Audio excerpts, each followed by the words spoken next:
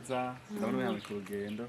Merci. Anyway, nari ndagukumbuye kandi rero bisa nayo nshaka umpa akanya gatoya please. Tuganire. Umva none nkuma ushwese mkumwe ngo arungumbe nk'ivyo bari kunyandika muri message. Tuga kwijambo. Ego.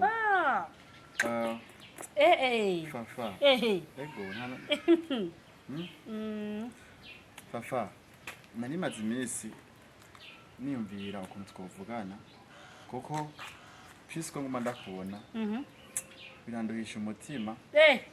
Yego. Nurimuka re? Nari nifuza. Urimuka.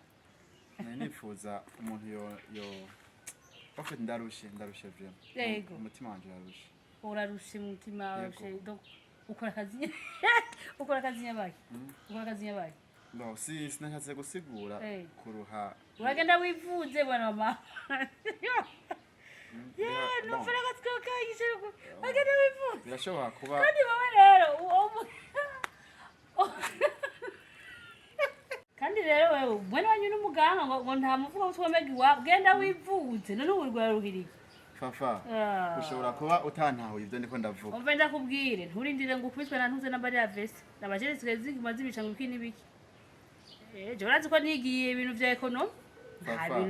Urazi ko tuvuganye ikigo kininiya turi abagenzi nzaho gutembera keshi.